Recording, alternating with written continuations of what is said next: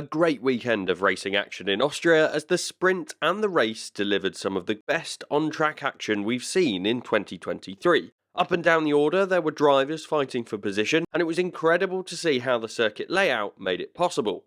There's a lot of things to talk about from this race, so here's my 5 things we learned from the Austrian Grand Prix. My name's Andy and this is Behind the Drive. A classy way to round off a full haul in Austria. Max Verstappen has taken the maximum haul of points from this sprint race weekend. He took 34 points away from the Red Bull ring as he stopped with a lap to go to get the fastest lap point, despite the fact that he only had a 3 or 4 second margin to Leclerc with the pit stop.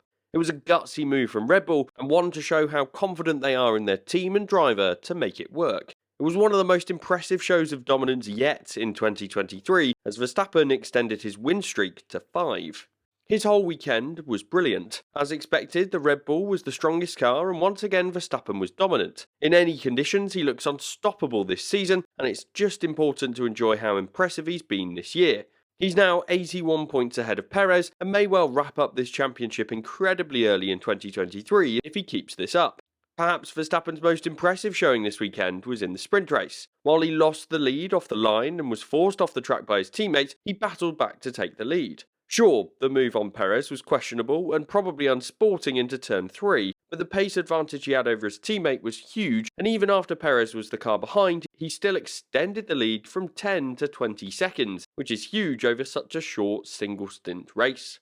For me, that unsporting move was not needed. Having a tit-for-tat attitude to wheel-to-wheel racing isn't good, and I thought Verstappen wouldn't have reacted like that given his championship lead. On the whole, it's got to be a green box for Verstappen once again. If it wasn't for the questionable racing in the sprint race, I think it could have been a purple box for this weekend. But regardless, he was as dominant as he's been all year, and I'm intrigued to see if he's able to keep up these performances in the next few races. An action-packed sprint race. The sprint race weekend format worked in Austria, and it was a thrilling race on Saturday with a relatively mixed-up grid and wheel-to-wheel action up and down the order. The format itself has been criticised in the past, but for me, there was the perfect environment with the changing conditions over the course of the 30-minute race. But even without these conditions, I think that the Austria track is great for wheel-to-wheel racing and providing overtakes, which means it's perfect for the sprint race format. The key action was all triggered by George Russell taking a risk to go onto dry tyres to potentially take advantage of the drying circuit. Given there weren't too many laps to go, it was a roll of the dice that was worth it to see if he could find a way into the points-paying positions. In the end, it worked out for him as he got his way back to P8 to get the final point from the race, and actually, he was only 9 thousandths of a second behind 7th. Other drivers then followed, notably Nico Hülkenberg, who took a risk to try and fight back towards the end, and while he lost positions, he was likely going to end up there anyway. But regardless, there were some phenomenal performances in the sprint race and great on-track racing as we tend to see in Austria most years. For me, the sprint weekend format is good. I don't enjoy the significant gap between qualifying on Friday evening and the race on Sunday, and for me as somebody with a full-time job, I wasn't able to tune into the qualifying session, which was a shame. But the fact that Saturday is full of great racing with drivers pushing flat out is great to watch. The sprint shootout was an interesting session as well, with the drivers showing their skills in tricky conditions with track limits playing their part. This weekend I could have made a 5 things we learned video from the sprint race alone, and at the end of the day, there were more people watching F1 this weekend with the sprint weekend format. For me, this format is working and certainly deserves a green box for this weekend in Austria. I wouldn't want to see it every weekend, but I think I'm enjoying this new format. I want to ask you to subscribe to Behind the Drive. We're working to bring you the best F1 content out there, and to be the first to see it, you should subscribe to the channel. A mixed weekend for Sergio Perez.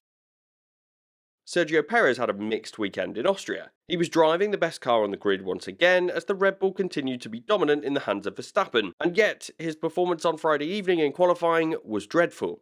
3 deleted lap times through Q2 were completely unnecessary. Admittedly, the Mexican driver had been unwell coming into this weekend, but surely when you're on your 2nd or 3rd attempt at setting a lap time that was good enough just to get through into Q3, he just needed to be a bit more cautious in that final sector.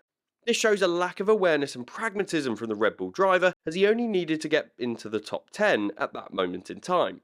In the race, he was starting 15th, a long way back, but given this circuit, he had the potential to make the overtakes happen, and with the 2-stop strategy, there would be good opportunities for Perez to make his way up the order. Perez ended up third and did well to get back there. There were some signs of his racing tactics not really working. His battle for Sainz should have been a formality. He had fresher tyres and the faster car. But he wasn't sensible with his approach, and he was getting ahead of Sainz into the braking zone of turn 3, giving his rival the DRS down the next straight, which meant he was unable to make the overtake stick for several laps. At this point in the race, there were signs to suggest that Perez could take the second spot on the podium, which would have been an incredible drive. But the fight with Sainz was enough to ensure Perez was unable to make his way to Leclerc, who was in second place.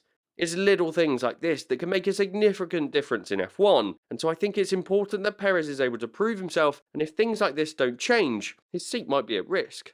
Perez is not in good form generally in F1 right now, as he's failed to make it through to Q3 with the best car on the grid for the 4th race in a row. This is not good enough when you look at how good that car is, and he's got a lot of work to do to prove his talent and show that he's deserving of keeping hold of the seat. Overall, it was still a good race in the end for Perez, and I hope he can take some confidence from his fight back through the order in the next few races and get back towards the front. But for me, there are still some silly errors and disappointing racing action from Perez, so it's got to be an amber box for his weekend performance in Austria. The McLaren has come alive. The McLaren has been one of the biggest disappointments of 2023 so far. Their car has been well off the pace, and they openly admitted that the car that started the season wasn't the one that they planned to race due to elements not being ready. This is poor form from such an experienced F1 team, but now we're well into the 2023 season, the team have been able to bring the upgrades necessary to get them closer to the front. This weekend, Norris received upgrades that Piastri did not, and while Norris has tended to be the stronger McLaren driver throughout the season anyway, the gap between the two drivers has widened significantly. Norris qualified 4th for the Grand Prix and 3rd for the sprint, which was incredible to see as he had rapid one-lap pace. This is something that we've seen for a few races now. In Spain, for example, Norris was 3rd on the grid, but he was unable to maintain that sort of pace in the race. This seemed to change in Austria. Norris was unfortunate in the sprint as he had an anti-stall issue amongst the Red Bull fight, which meant he dropped well down the order. But in the Grand Prix, his pace was incredible. He was able to fight with Hamilton through the opening stint and was actually quicker than the Mercedes, which reportedly had issues. Either way, the improvements of that McLaren have clearly worked at the circuit in Austria. It'll be fascinating to see if they're able to maintain this kind of performance going into Silverstone next weekend, and the rest of the European leg of the season before the summer break. Either way, the upgrades have worked, and it's impressive to see how much they've improved. Norris finished the Grand Prix 5th, and was the first driver behind the top 2 teams this weekend. That would have been impossible with the car that they had earlier this season, and so it's great to see how much they've improved. It'll be a great fight over the rest of the season with Alpine to see which of these 2 teams is able to get 5th in the constructors' standings, and I'm certainly looking forward to that battle. It's got to be a green box for McLaren this weekend then, as they've really turned a corner with their 2023 car. Ferrari's best race of 2023 yet.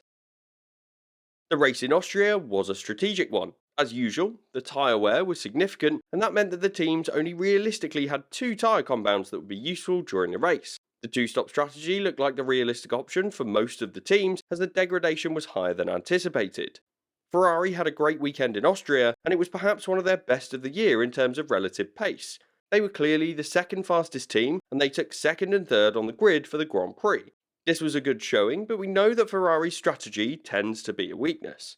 The team stopped early with both drivers through the virtual safety car, but during the second stint they even suggested a 3-stop race to Charles Leclerc, a strange suggestion and one that the Monegasque driver rejected immediately, especially considering they had tyre life left and didn't need to stop under the virtual safety car. Meanwhile, Carlos Sainz was disappointed with the team when they chose to stop, and was frustrated generally as he felt he was quicker than his teammate through the first stint. In the end, the Ferrari drivers went with the 2-stop strategy with the other teams. I think that worked out, but it was a shame that the drivers were having to dictate the strategy still with the team despite the new leadership in place. Leclerc did take Ferrari's second podium of 2023, which was good, but it shows how far the team have fallen since last year. It'll be interesting to see if the team's upgrades continue to perform into the next race at Silverstone. On the whole though, I think Ferrari does deserve a green box for this weekend. They split the Red Bulls in the race and ended up 2nd and 4th, which is a good step for them. All of a sudden, they're realistic contenders for 2nd in the Constructors' Championship once again. Honourable Mentions. A few honourable mentions today, and the main one here has to go to Lewis Hamilton. To be frank, his performance today was poor. He was complaining throughout of issues with his car and seemed to struggle to keep it within the track limits. Throughout, he was complaining to the team regarding the car and he picked up a 5-second penalty so early on in the race. I appreciate the frustrations, but that action was not really necessary when the team acknowledged how difficult his afternoon was being. Despite not scoring points, I think Williams also deserves an honourable mention for this weekend. Their performance to take 11th and 13th was good, and their car seems to be making improvements as they start to progress up the order. I think they're one to watch, going towards the summer break. I think Austria is one of the best circuits on the calendar for racing, and it's great to see it deliver once again in 2023. It'll be a tough act to follow for Silverstone next weekend.